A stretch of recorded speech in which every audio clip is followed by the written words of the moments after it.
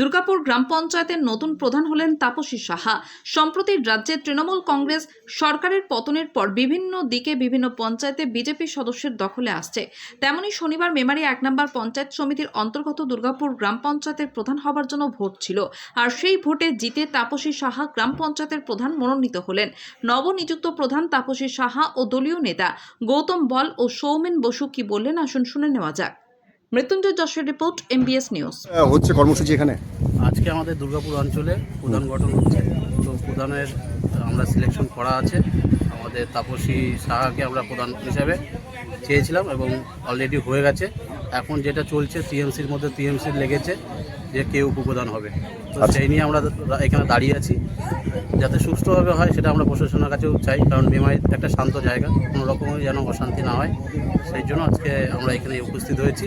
আমাদের প্রধান একটু বাদে বেরিয়ে আসবে, আমরা ওনাকে সম্বর্ধনা জানাবো, তারপর আমরা আমাদের প্রধানকে নিয়ে আমাদের কার্যালয়ে চলে যাব। আগামী দিনে মানে এতদিন দেখা গেছিল যে কোনো রকম সেইভাবে কাজকর্মগুলো হচ্ছিল না পঞ্চায়েতে, এবার থেকে কি মনে হচ্ছে? এবার থেকে সুস্থভাবে হবে, তার জন্যই আমরা বিডিওকে বলে যাতে প্রধানটা গঠন হয়, সেই জন্যই আমরা বহুবার বলেছিলাম। তো আজকে সেই প্রধান গঠন হচ্ছে। ধন্যবাদ। এবার বলুন। আজকে ভারতীয় জনতা পার্টির পক্ষ থেকে আমাদের যে দুর্গাপুর জিপি, এই জিপিতে একমাত্র জয়ী সদস্য যে 15 বছরের তৃণমূলের যে হারমাত বাহিনী, সেই হারমাত বাহিনীকে পরাজিত করে একমাত্র জয়ী সদস্য ছিল তাপসী সাহা। এই তাপসী সাহা আজকে এই জিপিতে প্রধান নির্বাচিত হয়ে আজকে দেখিয়ে দিল এই দুর্গাপুর জিপিতে আজকে গেরুয়াময় হয়েছে।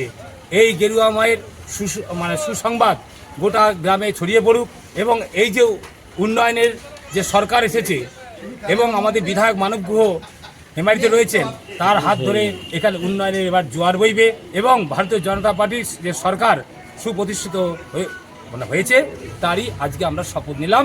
সমস্ত মানুষ, সমস্ত কর্মীরা সবাই মিলে তাকে অভিনন্দন জানালাম এবং আমরা শুভেচ্ছা বিনিময় করছি সকলের কাছে। আগামী দিনে সকল মানুষকে সাথে নিয়ে আমরা এই দুর্গাপুর জিপিতে সুন্দরভাবে কাজ করব, এটা বলে সবাইকে অভিনন্দন।